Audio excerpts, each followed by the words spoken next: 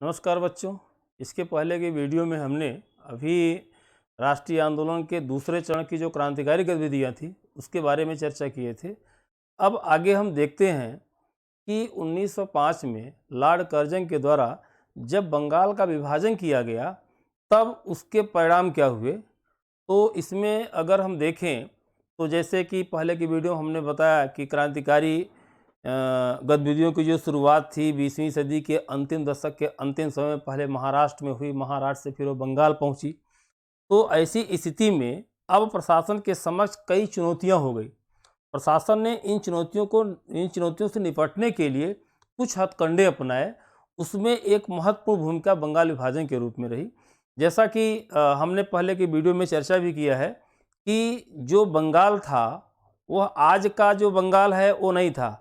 वो जो बंगाल था उस समय बंगाल प्रांत के अंतर्गत संपूर्ण बंगाल, जो आज का बांग्लादेश है, बिहार और उड़ीसा का जो क्षेत्र था वह बंगाल प्रांत के अंतर्गत आता था। तो चूँकि बंगाल में जागरूकता अधिक थी, बंगाल में जो ब्रिटिश ईस्ट इंडिया कंपनी आई थी तो पहले उसने कलकत्ता में ही अपना जो है व्यवसायिक केंद्र स्थापित किया था।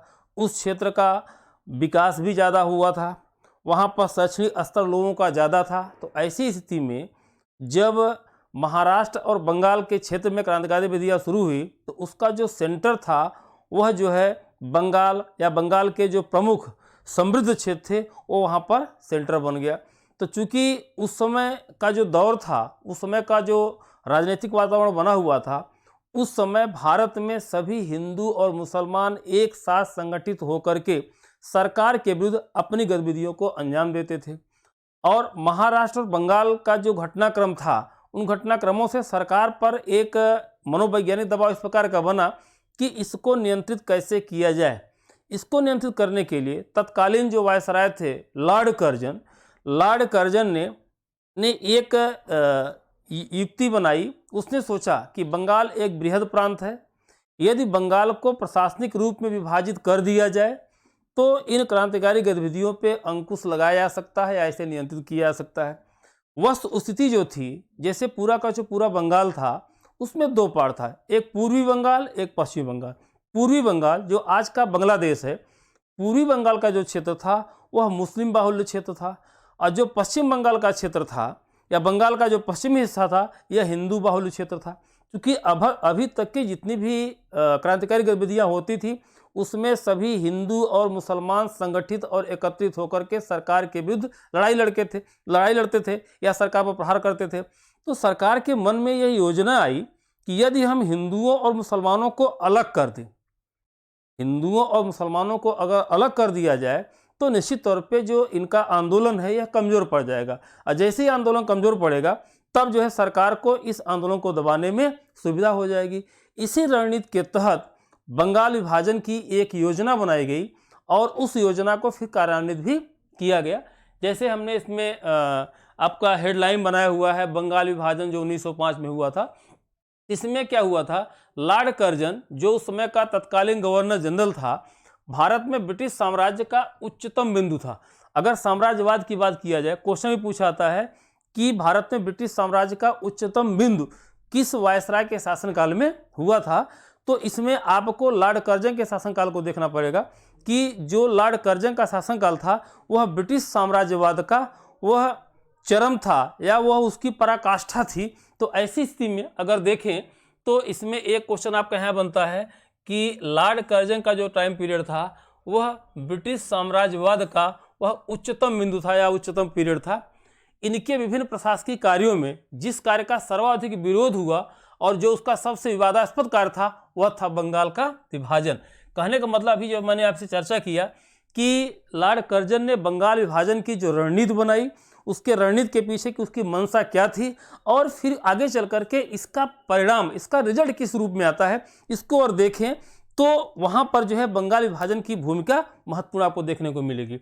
उसके बाद विभाजन का वास्तविक कारण क्या था, चूंकि बंगाल उस समय राष्ट्रीय चेतना का केंद्र बिंदु था, इसी चेतना को नष्ट करने के लिए बंगाल विभाजन का निर्णय लिया गया। जैसा कि मैंने अभी आपको बताया था, चूंकि बंगाल विभाजन की योजना उसके मन में इसलिए आई क्योंकि उस समय बंगाल का जो क्षेत्र था वह राष्ट्रीय चेतना से ओतप्रोत था, वहाँ का जो युवा वर्ग था जागरूक ज़्यादा था, वहाँ पर राष्ट्रीयता की भावना काफ़ी पनप रही थी। ऐसी स्थिति में उसे लगा कि यदि बंगाल को प्रशासनिक रूप में विभाजित कर दिया जाए तो ऐसी स्थिति में जो हिंदू और मुसलमान जो संगठित होकर के आंदोलन को बढ़ाते हैं, उसको संचालित करते हैं, तो इनकी शक्ति कमज़ोर हो जाएगी। इसी उद्देश्य को ध्यान में रख करके उसने क्या किया, 20 जुलाई 1905 को बंगाल विभाजन का उसने निर्णय लिया। एक क्वेश्चन पूछा था, बहुत इंपॉर्टेंट पॉइंट है कि बंगाल विभाजन का निर्णय कब लिया गया, तो 20 जुलाई 1905 को बंगाल विभाजन की घोषणा हुई और 7 अगस्त 1905 को कलकत्ता के टाउन हॉल में संपन्न एक बैठक में स्वदेशी आंदोलन की घोषणा हुई तथा बहिष्कार प्रस्ताव पारित किया गया। कहने का मतलब यह हुआ कि जब 20 जुलाई को बंगाल विभाजन की घोषणा सरकार के द्वारा कर दी गई तो उसके विरोध में जो क्रांतिकारी वर्ग था, जो युवा वर्ग था, या जो आंदोलन को संचालित करने वाले जो लोग थे, उन लोगों ने कलकत्ता के टाउन हॉल में एक अपनी बैठक की और उसने कहा कि अब हम इसके प्रतिरोध में या बंगाल विभाजन के विरोध में हम अपने आंदोलन को संचालित करने के लिए एक नई रणनीति बनाएंगे और उस रणनीति के अंतर्गत जो मुद्दे प्रमुख थे वो था स्वदेशी आंदोलन और बहिष्कार का प्रस्ताव। उसमें जो है 2 मुद्दों पर विशेष फोकस किया गया। हालांकि राष्ट्रीय शिक्षा को भी वहाँ पर जो है स्थान दिया गया था। ये 3 मुद्दे थे।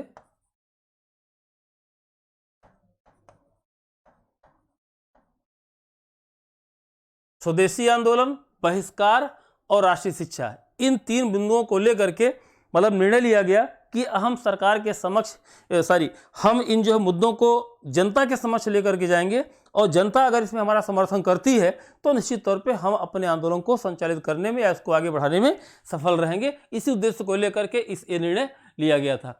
उसके बाद जो है 16 अगस्त 1905 को बंगाल विभाजन की जो योजना प्रभावी हो गई थी उसको जो है 16 अक्टूबर 1905 को समूचे बंगाल में लागू भी कर दिया गया था। एक क्वेश्चन पूछा जाता है कि बंगाल विभाजन की जो योजना प्रभावी हुई उससे फाइनली लागू कब किया गया, तो 2 तिथियां इसमें आती हैं।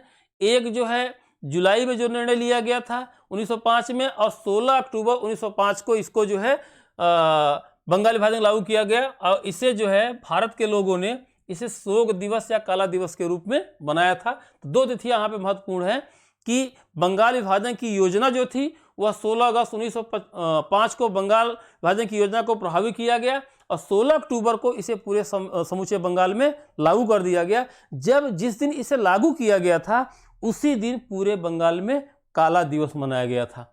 ठीक है, और लोगों ने उस दिन क्या किया था, लोगों ने उपवास रखा, वंदे मातरम का गीत गाया और दूसरे के हाथों पर राखियां बांधी। इसका मतलब यह था कि यहाँ पर हिंदुओं और मुसलमानों ने संगठित होकर के अपनी योजना कार्यान्वित करने के लिए, अपनी एकजुटता को प्रदर्शित करने के लिए उन्होंने एक दूसरों के हाथों में राखियां बांधी और अपनी एकजुटता प्रदर्शित की। इसके बाद विभाजन को जब लागू कर दिया गया, इस विभाजन पर बाल गंगाधर तिलक ने कहा था, विभाजन पर गोखले ने कहा था कि यह एक निर्मम भूल है। सरकार पर उन्होंने कोसा था कि सरकार ने बहुत बड़ी भूल की है और इस भूल का जो दूरगामी परिणाम होगा वह बहुत ही खतरनाक होगा। उसके बाद सोना बनर्जी ने विभाजन पर कहा था कि विभाजन हमारे ऊपर एक वज्र की तरह गिरा हुआ है। कहने का मतलब कि विभाजन की जो उदारवादी नेता थे उन लोगों ने भी आलोचना की थी। तो चूंकि ये स्टेटमेंट जो हमने इसमें डाला हुआ है, क्वेश्चन पूछा आता है कि मतलब जो विभाजन एक निर्मम भूल थी, यह स्टेटमेंट किसका है, या जो है विभाजन हमारे ऊपर वज्र की तरह गिरा हुआ है, स्टेटमेंट किसने दिया हुआ था। इस प्रकार के क्वेश्चन आते हैं, आपको ध्यान देना पड़ेगा। आगे अगर देखें, कांग्रेस के बनारस अधिवेशन में स्वदेशी और बहिष्कार आंदोलन का अनुमोदन किया गया। जैसे ही बंगाल विभाजन की घोषणा की गई तो कांग्रेस ने निर्णय लिया कि हम स्वदेशी, बहिष्कार और राष्ट्रीय शिक्षा को जो है एक मूवमेंट के रूप में प्रसारित करेंगे। तो इसके लिए बनारस में जो कांग्रेस का अधिवेशन हुआ था उस अधिवेशन में इसका अनुमोदन कर दिया गया कि हमारा जो आंदोलन होगा अब स्वदेशी, बहिष्कार और राष्ट्रीय शिक्षा के रूप में संचालित होगा। और फिर स्वदेशी आंदोलन के समय लोगों का आंदोलन प्रति समर्थन एकत्र करने के लिए स्वदेश बांधव समिति, जिसकी स्थापना जो है बरसाल के अध्यापक अश्विनी कुमार दत्त ने की थी, की महत्वपूर्ण भूमिका थी।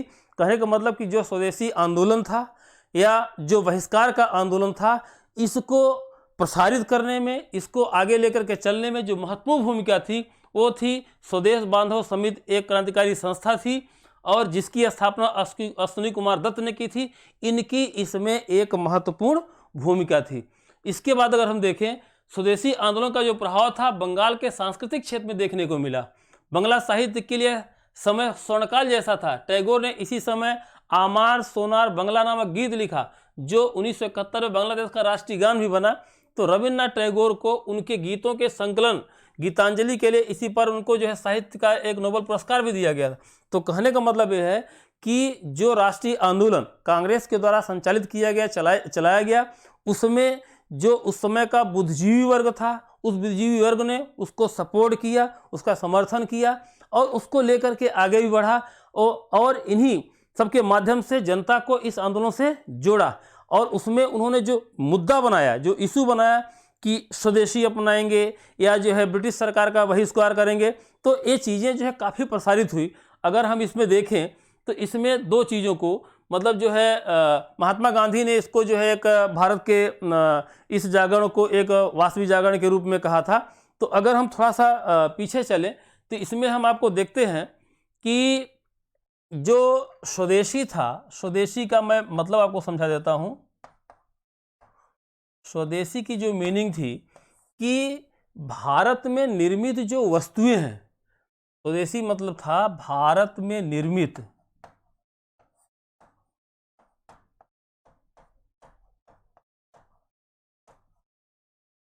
वस्तुओं का उपयोग करना।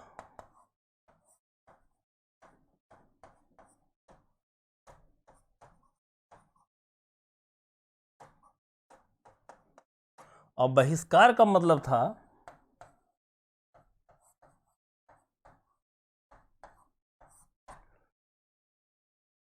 विदेशी सरकार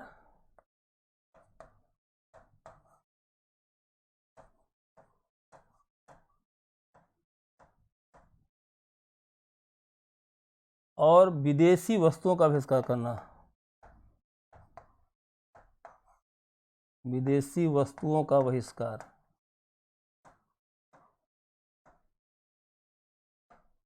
तो बहिष्कार के अंतर्गत क्या था कि जो विदेशी सरकार थी, जो विदेशी वस्तुएं थी, उनका पूरी तरह से बहिष्कार करना। तो चूंकि बंगाल में स्वदेशी आंदोलन और बहिष्कार आंदोलन काफ़ी सक्सेसफुल रहा, ऐसी स्थिति में जो कांग्रेस का युवा वर्ग था काफ़ी उत्साहित हो गया और इसी को लेकर के फिर उसने जो है इस चीज़ को आगे बढ़ाया। तो इसमें अगर हम देखें तो बंगाल विभाजन को जब जो है ज़बरदस्त समर्थन मिला, इसमें हिंदू मुसलमान एक साथ संगठित होकर के आंदोलन को संचालित किए, तो सरकार ने एक नई चाल चली। क्योंकि उनका लक्ष्य ही था divide and rule. Divide and rule के लक्ष्य को लेकर चलते थे कि भारत को जो है लोगों को आपस में तोड़ो और उसके बाद अपने लक्ष्य को पूरा करो या अपने हित की पूर्ति करो। तो इसी को ध्यान में रखते हुए जब स्वदेशी आंदोलन ज़बरदस्त बंगाल में सफल रहा, तो उन्होंने एक कदम आगे बढ़ते हुए मुस्लिमों को अपनी ओर आकर्षित करने के लिए एक नया शगुफा छेड़ा और उनके लिए मुस्लिम लीग जैसी संस्था की स्थापना करवाई। अब इसके पृष्ठभूमि में एक सवाल ये उठता है कि मुस्लिम लीग की स्थापना क्यों की गई, कैसे जो भारत का युवा मुस्लिम वर्ग था वह सरकार की तरफ कैसे आकर्षित हुआ, किस तरीके से जो है वह अंग्रेज़ों के समर्थन में आ गया। तो इसके पृष्ठभूमि में थोड़ा सा आपको जाना पड़ेगा, क्योंकि यहाँ पर जो अंग्रेज़ थे वह बहुत डिप्लोमेसी से काम लेते थे। वे भारतीयों की जो भावनाएं थी उनको भड़काते थे और धर्म को सेंटर में रख करके वह मुस्लिम उनका ब्लैकमेल भी करते थे। इसी का फ़ायदा उन्होंने उठाया। अब यहाँ पे चर्चा होने लगी अंग्रेज सरकार के द्वारा कि जो कांग्रेस है ये कांग्रेस हिंदुओं की संस्था है, इसमें मुस्लिमों का हित सुरक्षित नहीं है, इसलिए मुस्लिम समुदाय के जो लोग हैं उन्हें यह चाहिए कि वे अपने लिए अपने हित की पूर्ति के लिए राजनीतिक रूप में संगठित हों। यदि मुस्लिम समुदाय के लोग राजनीतिक रूप में संगठित होने के लिए आगे आते हैं तो सरकार उनका भरपूर सहयोग करेगी। ऐसी स्थिति में जब इस प्रकार की बातों को मुस्लिम समुदाय के समक्ष रखा गया तो मुस्लिम समुदाय का कुछ पढ़ा लिखा युवा वर्ग था, उन्हें ऐसा लगा कि सरकार के द्वारा जो बातें रखी जा रही हैं उनमें सच्चाई है। इसलिए कुछ सिरफिरे मुसलमान या कह सकते हैं कि जो स्वार्थी लोग थे उन लोगों ने अपने आप को राजनीतिक रूप में संगठित करने के लिए सरकार से मुलाकात की और उसके बाद जो है मुस्लिमों के लिए एक राष्ट्रीय संगठन को गठित करने के लिए वो आगे बढ़े। तो इसमें जो प्रमुख भूमिका रही, जैसे आपने इसमें लिखा हुआ है कि 1906 में मुस्लिम लीग की स्थापना की गई, एक क्वेश्चन भी आता है। तो बंगाल विभाजन हिंदू और मुसलमान के बीच सांप्रदायिक फूट डालने का सबसे बड़ा कारण बना था, ये मैंने पहले आपको चर्चा कर दिया था। बंगाल विभाजन की घोषणा के बाद ही 1 अक्टूबर 1906 को आगा खां के नेतृत्व में मुसलमानों का एक शिष्टमंडल तत्कालीन वायसराय लॉर्ड मिंटो से शिमला में मिला हुआ था। वही था जब उन्होंने इस प्रकार की बात रखी कि मुस्लिमों को राजनीतिक रूप में संगठित होना चाहिए।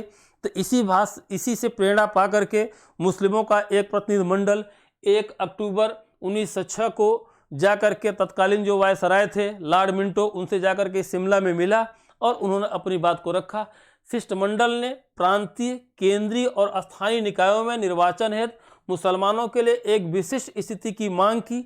इस मांग के जवाब में मिंटो ने मुसलमानों को आश्वस्त करते हुए कहा कि उनके राजनीतिक अधिकारों और हितों की रक्षा भारत में की जाएगी। वो तो इसी तलाश में पड़े हुए थे, वो तो यही देख रहे थे कि उनको मौका मिले। जब यह शिष्टमंडल उनके पास जाकर के उनके सामने मांगों को रखा तो तुरंत तैयार होगा। उन्होंने कहा कि ब्रिटिश सरकार जो है वह आपके हितों की रक्षा पूर्ण रूप से करेगी, लेकिन यह है कि इसके लिए आपको आगे आना पड़ेगा। आगे आने के लिए आप आगे आइए, अपनी भावनाओं को रखिए, अपनी बातों को रखिए, सरकार से आप जो है नज़दीकियाँ बढ़ाइए, निश्चित तौर पे आपके हितों की पूर्ति की जाएगी। इसी क्रम में ढाका के नवाब समीउल्लाह के नेतृत्व में 30 दिसंबर 1906 को ढाका में आयोजित एक बैठक में अखिल भारतीय मुस्लिम लीग की स्थापना की गई। एक क्वेश्चन बहुत इंपॉर्टेंट है कि मुस्लिम लीग की स्थापना कब की गई थी, कहाँ की गई थी। ढाका के नवाब थे सलीमुल्लाह, ठीक है। और मुस्लिम लीग के प्रथम जो अध्यक्ष थे, ये भी क्वेश्चन पूछाता है, वकार उल मुल्क मुश्ताक हुसैन थे। नवाब सलीमुल्लाह इसके संस्थापक अध्यक्ष थे, ठीक है। तो ये फैक्चुअल पॉइंट्स हैं जो आपको याद करने हैं कि ढाका के नवाब सलीमुल्लाह खां के नेतृत्व में 30 दिसंबर 1906 को ढाका में आयोजित एक बैठक में अखिल भारतीय मुस्लिम लीग की स्थापना की गई और मुस्लिम लीग के प्रथम अध्यक्ष वकार उल मुल्क मुश्ताक हुसैन थे। नवाब सलीमुल्लाह खां या सलीमुल्लाह इसके संस्थापक अध्यक्ष के रूप में थे। तो दोनों तरीके से क्वेश्चन आते हैं, आपको इसमें ध्यान देना पड़ेगा। अब मुस्लिम लीग की जब स्थापना हो गई तो अंग्रेजों का हित, मतलब अंग्रेज जिस सोच को लेकर के चलते थे कि मुस्लिमों को हिंदुओं से अलग कर दिया जाए, निश्चित तौर पे यहाँ पर अंग्रेजों को एक ज़बरदस्त सफलता मिली कि उन्होंने मुस्लिमों को एक राजनीतिक संगठन के रूप में संगठित किया और उनको प्रश्रय देना शुरू कर दिया। अब परिणाम हुआ कि आगे चल करके भारत का जो राष्ट्रीय आंदोलन था वह 2 धड़ों में, 2 भागों में विभाजित हो गया। कैसे हुआ इसको हम लोग देखते हैं। अब इसमें देखते हैं कि मुस्लिम लीग की स्थापना का जो मुख्य उद्देश्य था, से पूछा जाता है कि मुस्लिम लीग की स्थापना का प्रमुख उद्देश्य क्या था। जो जैसा मैंने आपको बताया, मुस्लिम लीग की स्थापना का प्रमुख उद्देश्य यही था कि जो भारतीय मुसलमान हैं वह सरकार के समर्थन में आए और सरकार मुस्लिमों की सहायता से अपने हित की पूर्ति करे। तो मुस्लिम लीग की स्थापना का मुख्य उद्देश्य ब्रिटिश सरकार के प्रति मुसलमानों में निष्ठा को बढ़ाना, मुसलमानों के राजनीतिक अधिकारों की रक्षा करना, तो भारतीय राष्ट्रीय कांग्रेस के प्रति मुसलमानों में घृणा फैलाना था।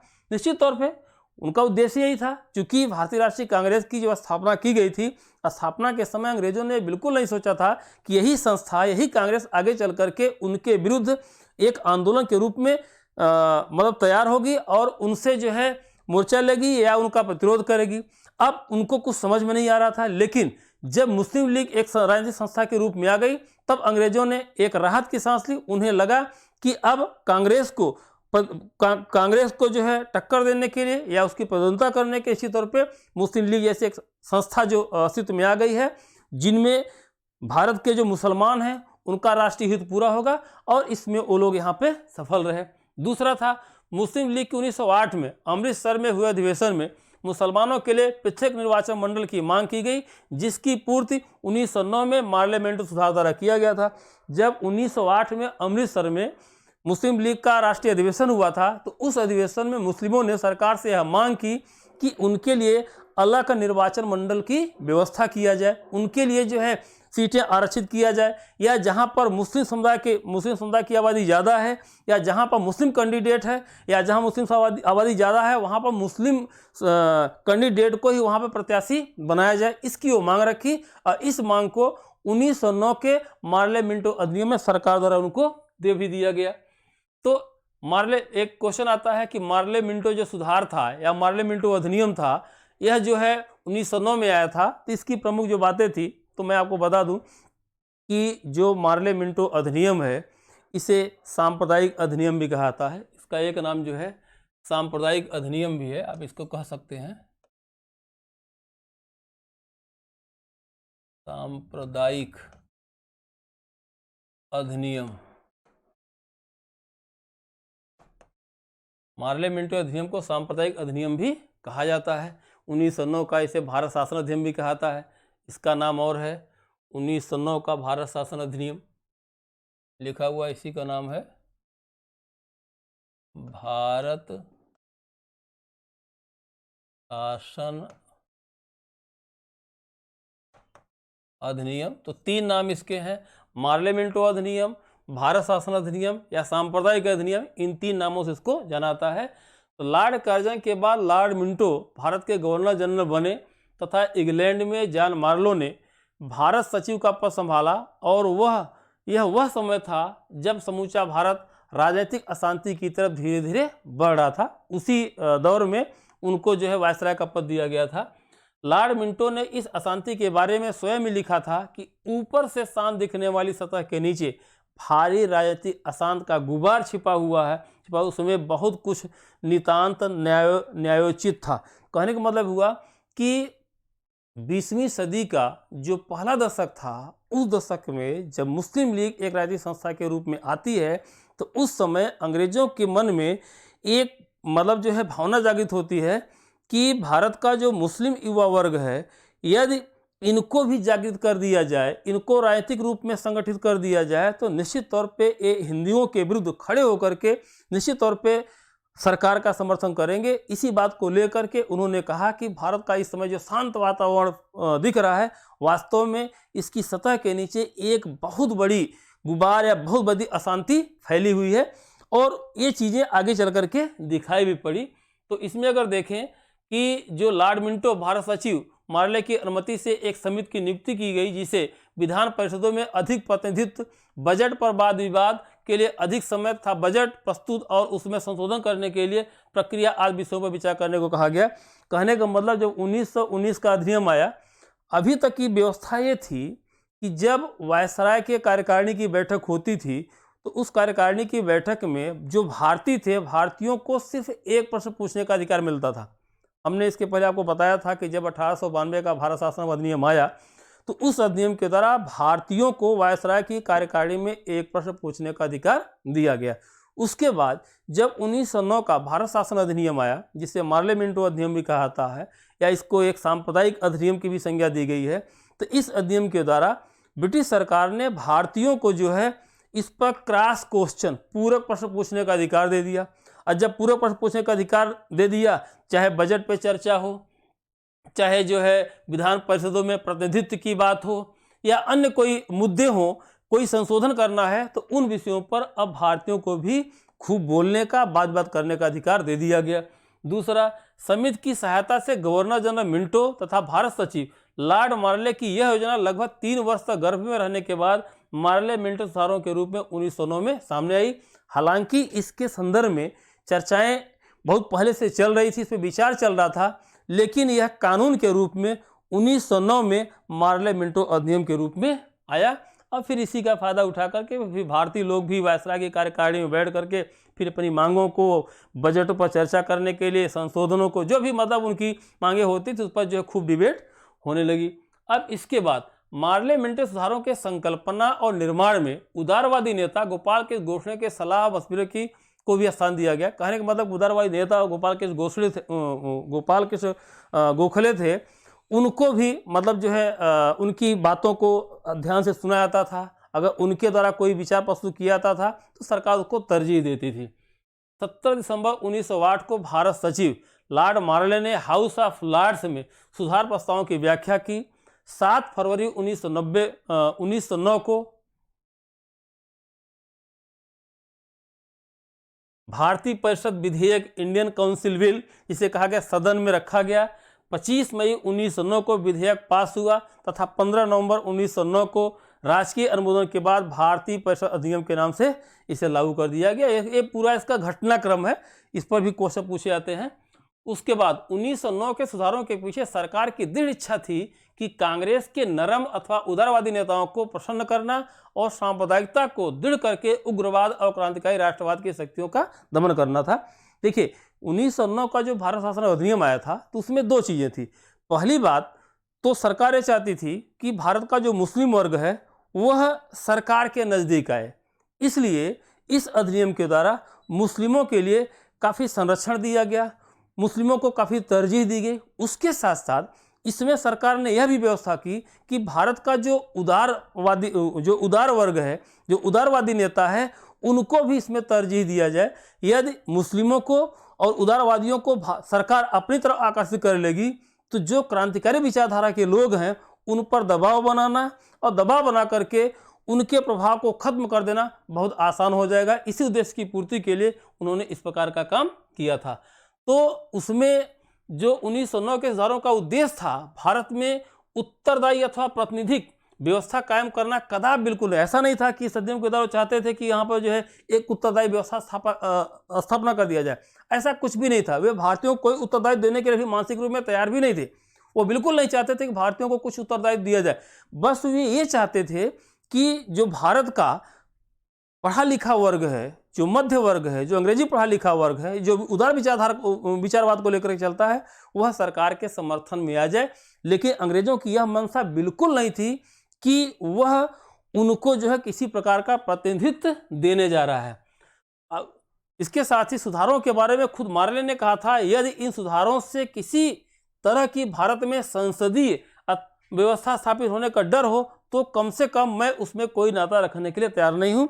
इन बातों से उनकी मंशा स्पष्ट हो जाती है कि वे कतई ये नहीं चाहते थे कि भारत में किसी प्रकार का मतलब जो है प्रतिनिधि या उत्तरदायी व्यवस्था की संस्था की स्थापना किया जाए या किसी संसदीय प्रणाली की शुरुआत की जाए, ऐसा कुछ भी नहीं था। बस वो इतना चाहते थे कि जो ये लोग उग्रवादी उदारवादी मुस्लिम समुदाय के लोग जो संगठित होकर के सरकार के विरुद्ध मतलब जो आंदोलन करते हैं, जो सरकार पर प्रहार करते हैं, सरकार के मतलब विचारों का विरोध करते हैं, वे आपस में डिवाइड हो जाएं। जब वे आपस में डिवाइड हो जाएंगे, आपस में लड़ेंगे तो सरकार को मौका मिलेगा कि सरकार इनका सरलतापूर्वक दमन कर पाएगी।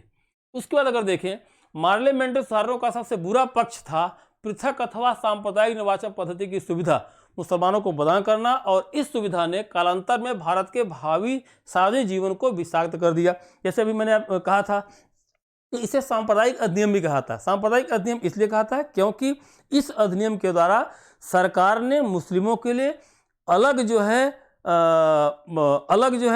उसकी चुनाव की व्यवस्था स्थापित की थी या उनके लिए अलग प्रतिनिधि की व्यवस्था की स्थापना की थी। तो कहने का मतलब कि अंग्रेज ये चाहते ही थे कि भारत में जो हिंदू मुस्लिम हैं वे आपस में लड़ें। जब ये आपस में लड़ेंगे तो निश्चित तौर पे इसमें अंग्रेजों को फायदा होगा। उसके साथ साथ वायसराय मिंटो ने लिखा, याद रखना पृथक निर्वाचन क्षेत्र बनाकर हम ऐसे घातक विष बो रहे हैं जिसकी फसल बड़ी कड़वी होगी। कहने का मतलब कि वे इस बात को अच्छी तरीके से जानते थे कि इसका जो दूरगामी परिणाम होगा वह बहुत ही खतरनाक होगा। इस बात से सशंकित भी थे, लेकिन चूंकि जो तत्कालीन परिस्थितियाँ थी उन परिस्थितियों में किसी भी तरीके से ये नहीं चाहते थे कि भारत में जो एक जागरूकता आई है, भारत में लोगों के अंदर जो एक नई सोच आई है, नई सोच की जो जागृति हुई है, इसका फायदा राष्ट्रीय आंदोलन को संचालित करने आगे बढ़ाने में उनको भारतीयों को मिले। वे कतई ऐसा नहीं चाहते थे। इस प्रकार से अब इसमें कई घटनाक्रम है। जैसे 1911 में दिल्ली दरबार आयोजित किया गया, तो इसका मतलब जो राष्ट्रीय आंदोलन को एक नई दिशा देने में कुछ ऐसे घटनाक्रम है जिनकी एक महत्वपूर्ण भूमिका रही है। तो 1911 में जब 1919 का अधिनियम पारित हुआ, 1900 अधिनियम के पारित होने के बाद फिर 1911 में दिल्ली में एक जो है दरबार का एक समारोह का आयोजन किया गया। इस समारोह में ब्रिटिश क्राउन जॉर्ज पंचम अपनी पत्नी मैरी के साथ भारत आए थे। तो उनके सम्मान में दिल्ली में एक विशाल समारोह का आयोजन किया गया जिसे दिल्ली दरबार कहा जाता है। तो इसमें जो है दिसंबर 1911 में ब्रिटिश सम्राट जॉर्ज पंचम और महारानी मैरी के भारत आगमन पर उनके स्वागत है दिल्ली में एक विशाल दरबार का आयोजन किया गया। इसी को दिल्ली दरबार कहा जाता है। इस दरबार में दो घटनाक्रम प्रमुख थे। चूँकि 1905 का जो बंगाल विभाजन हुआ था, बंगाल विभाजन के बाद आगे चल करके भारत में जो राष्ट्रीय आंदोलन था वह काफ़ी सक्रिय हो गया था। ऐसी स्थिति में और जो अंग्रेज़ों की भारत पर जो पकड़ थी वो कमज़ोर होती चली जा रही थी। ऐसी स्थिति में ब्रिटिश क्राउन जब यहाँ पर आए तो उन्होंने निर्णय लिया कि बंगाल विभाजन की घोषणा को रद्द किया जाता है। तो उन्होंने पहला निर्णय लिया था कि बंगाल विभाजन की घोषणा को रद्द किया जाता है, और दूसरा जो उन्होंने महत्वपूर्ण निर्णय लिया था, चूंकि पहले जो भारत की राजधानी थी वो कलकत्ता थी अंग्रेजों के ज़माने में, अब यहाँ तक आते आते भारत में अंग्रेजों का जो क्षेत्रीय विस्तार था बहुत ज़्यादा हो चुका था। लगभग 2/3 भारत अंग्रेजों के कब्जे में आ गया था। ऐसी स्थिति में भारत के एक कोने से पूरे भारत पर शासन कर पाना बहुत मुश्किल था। ऐसी स्थिति में ब्रिटिश सरकार के द्वारा निर्णय लिया गया कि भारत की राजधानी अब कलकत्ता से दिल्ली स्थानांतरित की जाएगी। दिल्ली क्यों की जाएगी, इसके पीछे भी कारण है, क्योंकि दिल्ली भारत की सत्ता का केंद्र बिंदु रही है सदियों से। अगर जो है पौराणिक काल में जाए तब भी जो है दिल्ली सत्ता का केंद्र हुआ करती थी इंद्रप्रस्थ के रूप में। अगर महाभारत में आप देखें तो दिल्ली राजनीतिक रूप में एक मतलब जो है उसका बहुत इंपॉर्टेंस था। तो ऐसी स्थिति में अब इस समय अगर देखा जाए तो इस बात की जरूरत पड़ रही थी कि दिल्ली को राजधानी के रूप में विकसित किया जाए। इसलिए इस सरकार के द्वारा या सम्राट के द्वारा निर्णय लिया गया कि भारत की राजधानी अब कलकत्ता से दिल्ली स्थानांतरित की जाएगी। अब एक क्वेश्चन पूछा जाता है कि कब या किसके द्वारा भारत की राजधानी कलकत्ता से दिल्ली स्थानांतरित करने का निर्णय लिया गया। तो ये जो है दिल्ली दरबार में ही 12 दिसंबर 1911 को सम्राट ने बंगाल विभाजन को रद्द किया, साथ ही कलकत्ता की जगह दिल्ली को भारत की राजधानी बनाने की अनुमति प्रदान की। तो यहाँ पर ये दो महत्वपूर्ण पॉइंट हैं। और उसी समय जब दिल्ली में जब राजधानी परिवर्तन हुआ था, राजधानी परिवर्तन के दौरान कुछ घटनाक्रम घटित हुए थे। जैसे 1 अप्रैल 1912 को दिल्ली को कलकत्ता की जगह भारत की नई राजधानी बनाई गई। बंगाल विभाजन के रद्द होने के बाद उड़ीसा और बिहार को बंगाल से अलग कर दिया गया। आसाम को पुनः 1874 की स्थिति में लाया गया और असम में सिलहट को भी शामिल कर लिया गया। इसके बाद हार्डिंग बम कांड की स्थिति ये थी कि जब राजधानी परिवर्तन हो रहा था, तो राजधानी परिवर्तन के दौरान जब वायसराय पूरा जो है अपने गाजे बाजे के साथ दिल्ली में प्रवेश कर रहा था, तो दिल्ली में प्रवेश करते समय क्रांतिकारियों के द्वारा ये योजना बनाई गई थी कि जब वायसराय दिल्ली में प्रवेश करेगा तो उसके काफिले पर हमला किया जाएगा। उद्देश्य उसमें था लॉर्ड हार्डिंग की हत्या करना, लेकिन यह योजना सफल नहीं हो पाई थी। तो लॉर्ड हार्डिंग पर जो बम कांड था, इसमें जो है रास बिहारी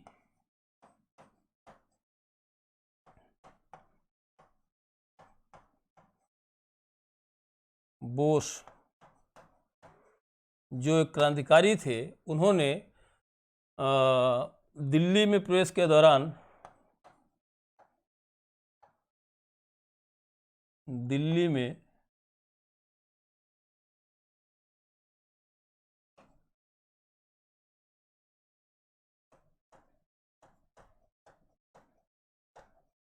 वायसराय के प्रवेश के दौरान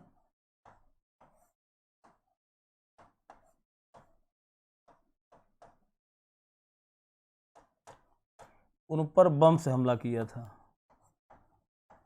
उन पर बम से हमला किया था।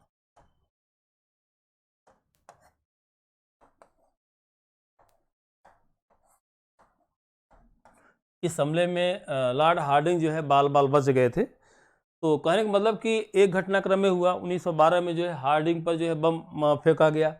उसके बाद प्रथम विश्व युद्ध की अगर बात किया जाए तो 1914 में प्रथम विश्व युद्ध भी शुरू हो गया। प्रथम विश्व युद्ध घटनाक्रम का जो परिणाम हुआ, यहाँ पे हमको प्रथम विश्व युद्ध की चर्चा नहीं करनी है। बस प्रथम विश्व युद्ध के संदर्भ में आपको ये बताना है कि जब प्रथम विश्व युद्ध प्रारंभ हो गया, चूँकि इस विश्व युद्ध में भारत सीधे तौर पर सम्मिलित था। ऐसी स्थिति में जब ब्रिटेन इस विश्व युद्ध में सम्मिलित हुआ तो भारत का जो क्रांतिकारी वर्ग था उसने उसे एक मौके के रूप में देखा। क्रांतिकारियों को लगा यदि इस समय सरकार पर प्रहार किया जाए तो निश्चित तौर पे सरकार मजबूरी में आकर के हताश होकर के भारतीयों को आज़ादी दे सकती है। तो कहने का मतलब कि राष्ट्रीय आंदोलन के दौरान जो पहला विश्व युद्ध प्रारंभ हुआ, जो 1914 से 1918 तक चला था, 1914 से 1918 ईस्वी तक प्रथम विश्व युद्ध चला था। इस दौरान क्रांतिकारियों ने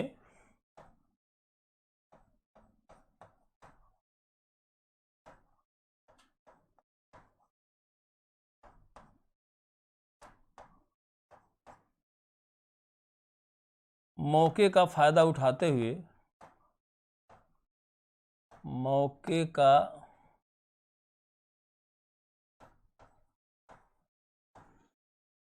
फायदा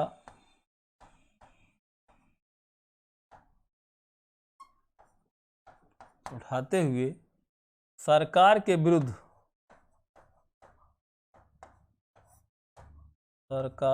विरुद्ध अपने हमले तेज कर दिया था।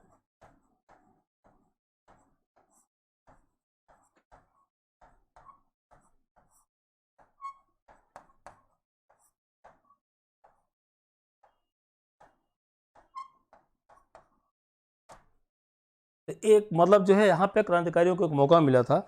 उसके बाद क्या हुआ, कामागाटा मारू प्रकरण एक था, इसमें हुआ था कामागाटा मारू प्रकरण। कनाडा में भारतीयों के प्रवेश संबंधी विवाद था। क्वेश्चन पूछाता है कि कामागाटा मारू प्रकरण क्या था, तो इसमें कनाडा में भारतीयों के प्रवेश संबंधी एक विवाद था। इसमें हुआ क्या था कि नवंबर 1913 में कनाडा की सर्वोच्च अदालत ने ऐसे 35 भारतीयों को कनाडा में प्रवेश करने की अनुमति प्रदान कर दी जो सीधे भारत से कनाडा नहीं आए थे। उससे पहले नियम यह था कि कनाडा में जो लोग भारत से सीधे कनाडा पहुंचेंगे उन्हें ही कनाडा में प्रवेश करने की अनुमति दी जाएगी। यदि वे बीच में कहीं रुके हुए हैं, बीच में कहीं स्टॉपेज उनका है, तो ऐसे लोगों को कनाडा में प्रवेश की अनुमति नहीं दी जाएगी। लेकिन घटनाक्रम हुआ क्या कि नवंबर 1913 में वहाँ की सर्वोच्च अदालत ने निर्णय दिया ऐसे 35 भारतीयों को जो प्रवेश की अनुमति प्रदान की गई थी इससे भारत से कनाडा जो सीधे भारत से कनाडा नहीं आए थे। ऐसी स्थिति में 35 भारतीयों के कनाडा में प्रवेश मिलने से उत्साहित सिंगापुर के एक भारतीय मूल के व्यापारी गुरदीप सिंह ने कामागाटा मारू नामक एक जहाज को किराए पर लेकर के दक्षिण पूर्व एशिया के करीब 376 भारतीयों को बैठाकर वैंकूवर की ओर उसने प्रस्थान किया। जब ये जहाज कनाडा के नज़दीक पहुंचा तो वहां की सरकार ने इस जहाज को वहां से वापस कर दिया। तो इसको लेकर के एक मुद्दा बना था, तो जिसको जो है कामागाटा मारू प्रकरण के नाम से जाता है। तो क्वेश्चन पूछा यहाँ पे, बस आपको ध्यान देना है कि कामागाटा मारू एक जहाज थी, जिस जहाज को लेकर के भारतीय मूल का एक व्यक्ति सिंगापुर से, गुरमीत सिंह उसका नाम था, गुरमीत सिंह सिंगापुर से उसमें 376 भारतीयों को बैठाकर वह कनाडा के वैंकूवर की ओर प्रस्थान किया। लेकिन जब वह कनाडा के नज़दीक पहुंचा तो कनाडा की सरकार ने इस जहाज को वहां से वापस भेज दिया। और फिर बाद में इसका विरोध भी हुआ था, उसके विरोध में भी हमको नहीं जाना है। तो कभी अगर क्वेश्चन आता है कामागाटा मारू प्रकरण क्या था, तो यह एक पानी की जहाज थी जो कनाडा से रिलेटेड थी। यहाँ इस जहाज से गुरमीत नामक एक व्यापारी था जिसने 376 भारतीयों को लेकर के कनाडा गया था, लेकिन इस जहाज को कनाडा पहुंचने नहीं दिया गया और वहां से इसे बेरंग वापस किया गया था। यही है कामागाटा मारू प्रकरण। अब उसके बाद लखनऊ पैक्ट में आते हैं। लखनऊ पैक्ट, जिसे लखनऊ समझौता कहते हैं, तो इसमें जो महत्वपूर्ण घटनाक्रम हुआ था, तो इसमें हम आपको लखनऊ पैक्ट के बताने के पहले हम आपको बताएं कि 1914 में जब विश्व युद्ध प्रारंभ हुआ, तो विश्व युद्ध प्रारंभ होने के बाद उसी समय इसके पैरेलल कुछ अन्य घटनाक्रम घटित हुए थे। जैसे 1914 में ही और 1915 में जो बाल गंगाधर तिलक थे, जिनको कि 1908 में गिरफ्तार करके 6 साल के लिए कठोर कारावास की सज़ा दी गई थी, जब उनकी 6 साल की कठोर कारावास की सज़ा पूरी हुई तो उन्हें 1915 में जेल से रिहा कर दिया गया। जब वो जेल से बाहर आए तो उन्होंने देखा कि पूरा का पूरा जो राष्ट्रीय आंदोलन है वह काफ़ी कमज़ोर पड़ गया है। उदारवादी अपना राग अलाप रहे थे, जो मुस्लिम समुदाय था वह आंदोलन से बिल्कुल अलग हो गया था, भारत का जो युवा वर्ग था उसे नेतृत्व देने वाला कोई नहीं था। चूँकि जो बाल गंगाधर तिलक थे एक बुद्धिजीवी थे और एक जो है करिश्माई व्यक्तित्व के धनी व्यक्ति थे, इसलिए उन्होंने संकल्प लिया कि वे राष्ट्रीय आंदोलन को पुनर्जीवित करेंगे और इसे एक बार पुनः खड़ा करेंगे। उसके साथ साथ उन्होंने यह भी संकल्प लिया था कि वे मुस्लिमों को और उदारवादियों को एक साथ एक मंच पर लाकर खड़ा करेंगे। इसी उद्देश्य की पूर्ति के लिए उन्होंने एक आंदोलन चलाया और उस आंदोलन को उन्होंने जो है होम रूल आंदोलन या स्वशासन लीग उन्होंने जो है होम रूल लीग का गठन किया और उसे एक आंदोलन के रूप में संचालित किया था। तो इसके नेतृत्व में उन्होंने भारतीयों को संगठित करके एक मंच में खड़ा किया। तो उसमें क्या हुआ था कि 1916 में लखनऊ में कांग्रेस का वार्षिक अधिवेशन हुआ। 1965 जो है यह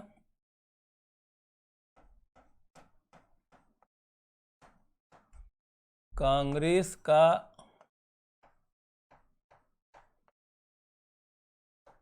वार्षिक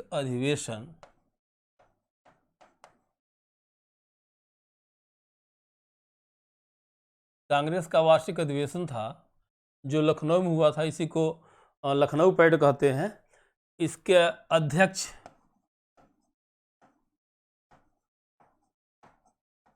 अंबिकाचरण मजूमदार थे। अंबिकाचरण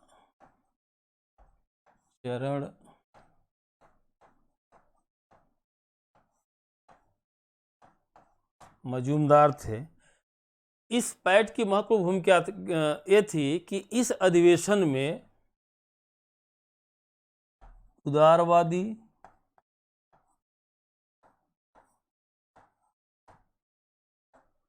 उग्रवादी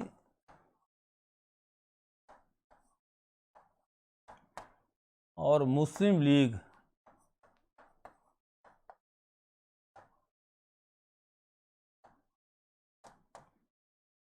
के लोग एक साथ एक मंच पर आए। तो चूंकि यहाँ पर उदारवादी, उग्रवादी, मुस्लिम लीग जो 1906 के या बंगाल विभाजन के बाद से ही अपनी राहें जुदा कर लिए थे, अलग हो चुके थे, वे अपने अपने लक्ष्य को लेकर के अलग अलग दिशाओं में विभाजित हो चुके थे। अब ये सभी लोग एक साथ एक मंच पर आए, इसीलिए इसे नाम दिया गया लखनऊ। चूंकि यह अधिवेशन लखनऊ में हुआ था, इसलिए इसे जो है लखनऊ पैड कहा जाता है। यह जो है कहाँ पे हुआ था? लखनऊ में हुआ था। तो इसकी जो महत्वपूर्ण भूमिका थी, इसका जो मतलब जो इसका जो उद्देश्य था, जैसे मैंने बताया कि बाल गंगाधर तिलक ने इस काम को अंजाम दिया था। तो इसमें जब 1915 में कांग्रेस का वार्षिक अधिवेशन हुआ, तो इस अधिवेशन में निर्णय लिया गया कि अगर राष्ट्रीय आंदोलन को दिशा देना है तो निश्चित तौर पर हमें संगठित होकर के अपने राष्ट्रीय आंदोलन को आगे बढ़ाना पड़ेगा। इसमें उदारवादियों को भी, उग्रवादियों को भी और मुस्लिम लीग के लोगों को भी एक साथ कन्विंस किया गया और सबको एक मंच पे ला करके यह निर्णय लिया गया कि अब हम अपने राष्ट्रीय आंदोलन को एक साथ लेकर के आगे बढ़ेंगे। और इसमें आम सहमति बन पाई थी, इसीलिए इसे लखनऊ पैड कहा जाता है। अब इसमें महत्वपूर्ण निर्णय क्या लिया गया था? क्योंकि अभी तक कांग्रेस जो 1909 का सांप्रदायिक अधिनियम लाया गया था, उसका वह लगातार विरोध कर रही थी।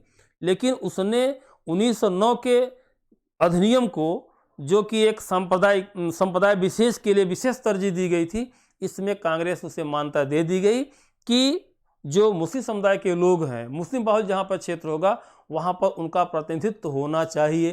तो पहला महत्वपूर्ण निर्णय था कि जो मुस्लिम लीग कांग्रेस से जिस मुद्दे को लेकर के अलग हुई थी, जो उसकी मांग थी, उस मांग को यहाँ पर मान लिया गया था। दूसरा, जो उग्रवादी और उदारवादी विचारधारा के जो लोग थे, जो अलग अलग दिशा में चल रहे थे, उन्होंने ही यहाँ पर निर्णय लिया कि राष्ट्रीय आंदोलन को आगे बढ़ाने के लिए, राष्ट्रीय आंदोलन को संचालित करने के लिए हम अपने मतभेदों को बुला करके एक साथ एक मंच पर आए हुए हैं।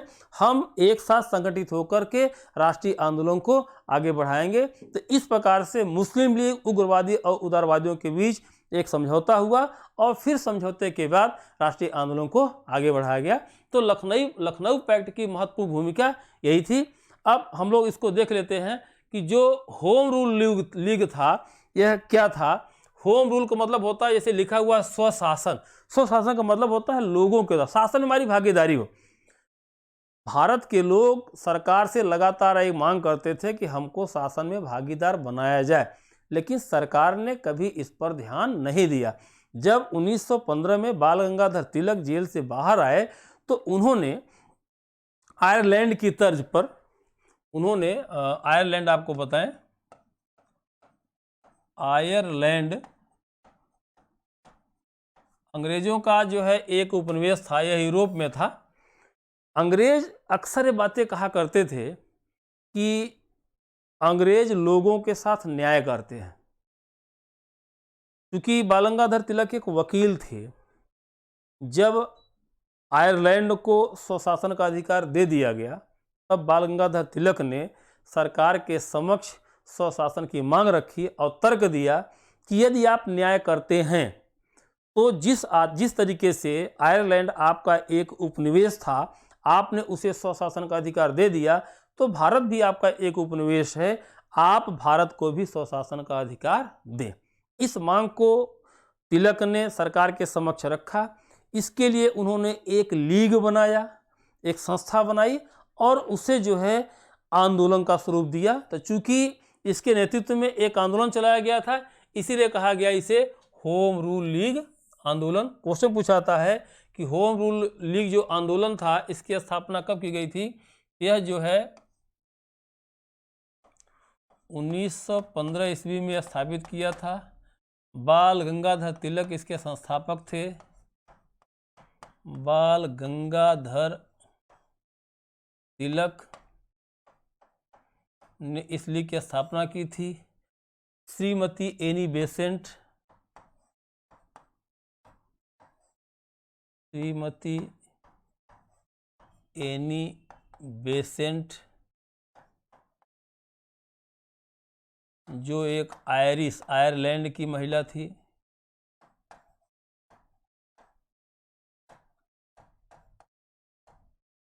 उन्होंने तिलक को अपना पूर्ण सहयोग दिया था और आगे चल कर के 1916 में Annie Besant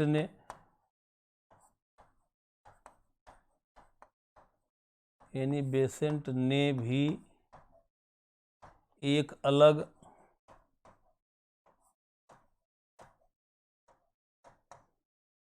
home rule league की स्थापना की। होम रूल लीग की स्थापना की और इस तरीके से बाल गंगाधर तिलक और एनी बेसेंट, इन तीनों ने मिल करके जो है राष्ट्रीय आंदोलन को होम रूल लीग आंदोलन को चलाया और यह आंदोलन काफ़ी सफल भी रहा। ठीक है, तो अब इसमें क्या हुआ था कि जब एनी बेसेंट ने भी एक अलग होम रूल लीग की स्थापना कर दी, तो बाल गंगाधर तिलक ने दक्षिण भारत में अपने आंदोलन को प्रसारित किया और जो एनी बेसेंट थे उन्होंने इस आंदोलन को पूरे उत्तर भारत में प्रसारित किया और 1914 से लेकर के 1918 तक यह आंदोलन चलता रहा। हालांकि जब 1915 में महात्मा गांधी इस आंदोलन में या भारतीय राष्ट्रीय कांग्रेस से जुड़े, तो धीरे धीरे जो होम रूल लीग आंदोलन था वह समाप्त हो गया। एक क्वेश्चन पूछा जाता है कि होम रूल लीग आंदोलन समाप्त क्यों हो गया? एक कथन के रूप में आता है, कभी कभी स्टेटमेंट के रूप में आता है। तो इसके जवाब के रूप में आपको मैं बता दूं कि जब महात्मा गांधी भारतीय राजनीति में आए, तो महात्मा गांधी के भारतीय राजनीति में आने के बाद उनकी जो कार्यशैली थी, उस कार्यशैली से लोग ज़्यादा प्रभावित हुए। महात्मा गांधी के पहले तिलक ही एक ऐसा व्यक्तित्व था जो लोगों को जोड़ सकता था, लोगों को यूनाइट कर सकता था और उनको आंदोलन करने के लिए प्रेरित कर सकता था। चूँकि जो बाल गंगाधर तिलक थे ये उग्रवादी विचारधारा के समर्थक थे, इनके आंदोलनों में हिंसा के लिए भी स्थान रहता था, आवश्यकता पड़ने पर हिंसा करने के लिए भी लोगों को प्रेरित किया करते थे। लेकिन जब महात्मा गांधी आए तो उन्होंने अहिंसात्मक आंदोलन को संचालित किया। ऐसी स्थिति में जो लोगों का जो जुड़ाव था, जो लगाव था, वो महात्मा गांधी की तरफ ज़्यादा हुआ। तो धीरे धीरे महात्मा गांधी के आने के बाद जब आंदोलन को शांतिपूर्ण तरीके से संचालित करना और सुलभ हो गया, तो धीरे धीरे होम रूल लीग आंदोलन सफल हो गया। तो कहने का मतलब यहाँ पे है कि जो काम तिलक जी करते थे उस काम को महात्मा गांधी और भी प्रभावी तरीके से करने लगे, इस कारण होम रूल लीग समाप्त हो गया। अब इसके बाद हम देखें तो 1917 में मॉन्टेग्यू घोषणा आई थी। इसमें क्या घटनाक्रम थे आपको देखना है। पहले विश्व युद्ध की समाप्ति और उसमें भारतीयों का सहयोग, क्रांतिकारी गतिविधियों में तेजी तथा होम रूल लीग की लोकप्रियता ने सरकार को अपनी भारत के प्रति परिवर्तन करने के लिए मजबूर किया। 1917 में जो मॉन्टेग्यू घोषणा पत्र आया था, तो उसमें आपने देखा कि उसमें जो है यह मॉन्टेग्यू ने मतलब जो है निर्णय लिया कि भारतीयों की जो मांगे हैं उन पर विचार करना चाहिए। उन्होंने उसके लिए तर्क दिया कि विश्व युद्ध के दौरान चूँकि भारत ने ज़बरदस्त जो है अंग्रेज़ों का समर्थन दिया, तिलक और महात्मा गांधी ने भारत में घूम घूम करके लोगों को आह्वान किया था कि वे सेना में सम्मिलित हों और देश की मतलब जो है इस युद्ध में सरकार का समर्थन करें। तो ये सारे जो घटनाक्रम थे, इन घटनाक्रमों से प्रेरित होकर के मॉन्टेग्यू ने इस बात विचार को रखा। ब्रिटिश प्रधानमंत्री लॉर्ड जॉर्ज ने भारतीय जनमत को सांत्वना देने के विचार से एडविन मॉन्टेग्यू को भारत सचिव नियुक्त किया। मॉन्टेग्यू को भारतीय राष्ट्रीय भावनाओं का समर्थक भी माना जाता था।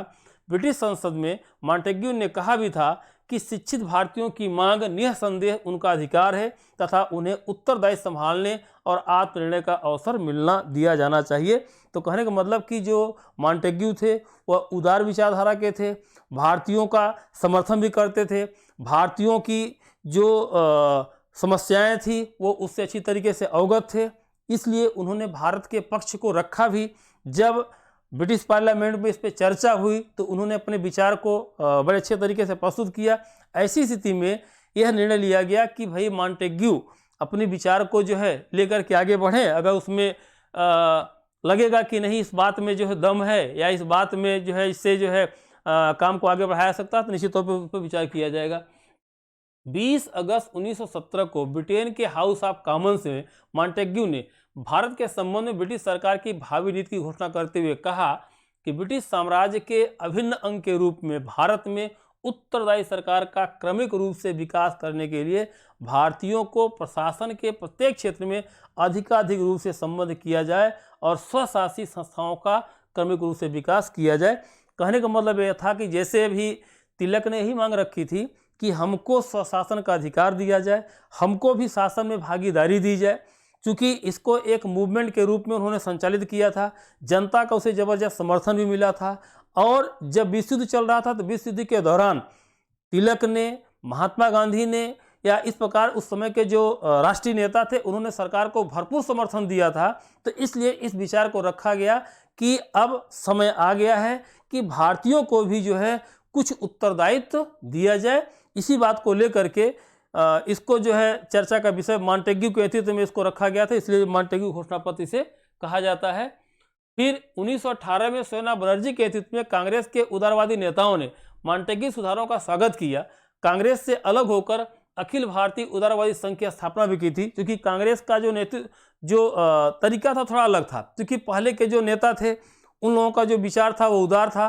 तो इसलिए जब मॉन्टेग्यू घोषणा पत्र आया तो सोना बनर्जी ने उसका स्वागत किया और अपने आप को उन्होंने जो कांग्रेस से अलग करते हुए एक अलग जो है भारतीय उदारवादी संघ की स्थापना की थी। 1919 के अधिनियम के संवैधानिक सुधार 1921 में लागू किए गए। इसके बाद 1919 का अधिनियम आया था और 1919 के अधिनियम को फिर 1921 में लागू किया गया था। 1919 का अधिनियम क्या था उसको हम चर्चा करते हैं अभी। इस अधिनियम द्वारा ही भारत में पहली बार लोक सेवा आयोग की स्थापना का प्रावधान किया गया। हम आपको बताएं कि 1919 का जो भारत शासन अधिनियम आया था उससे मॉन्टेग्यू चेम्सफोर्ड अधिनियम भी कहाता है, क्योंकि मॉन्टेग्यू जो थे भारत सचिव थे, जो चेम्सफोर्ड थे उसमें भारत के जो है वायसराय थे। इन दोनों लोगों ने मिलकर के 1919 का भारत शासन अधिनियम बनाया था, इसलिए उसे 1919 का भारत शासन अधिनियम कहा जाता है। अब इस 1919 के भारत शासन अधिनियम चूँकि बहुत महत्वपूर्ण अधिनियम रहा है, इस अधिनियम की चर्चा करने के लिए इस पर हम लोग आगे इस अधिनियम को ही लेकर के आएंगे। जब हम आपको पूरा अधिनियम पढ़ाएंगे कि जितने भी अधिनियम शुरू से लेकर के अंत तक बने हुए हैं, तो इसका एक अलग वीडियो होगा, क्योंकि यह यहाँ पे विषयांतर हो जाएगा। तो इसमें यहाँ पर 1919 के अधिनियम की चर्चा करने की जरूरत नहीं है। तो ये सारी चीज़ें हैं। इस तरीके से अगर देखा जाए तो 1905 से लेकर के और 1919 तक या जब तक विश्व युद्ध चला, इस दौरान जितने भी घटनाक्रम हुए हैं, इन घटनाक्रमों पर कुछ सवाल आपके आते हैं। इसको आपको इस वीडियो के माध्यम से या जो भी कंटेंट आपको है कुछ इस पर प्रैक्टिस से दिया जाए, आपको प्रैक्टिस करना है। अगर ऐसा आप करते हैं तो निश्चित तौर पे मॉडर्न हिस्ट्री या आधुनिक भारत के इतिहास से संबंधित जो प्रमुख घटनाक्रम है उस पर आप अच्छी अपनी ग्रिप भी बना लेंगे, उस पर आने वाले क्वेश्चन को आप सॉल्व भी कर लेंगे। धन्यवाद।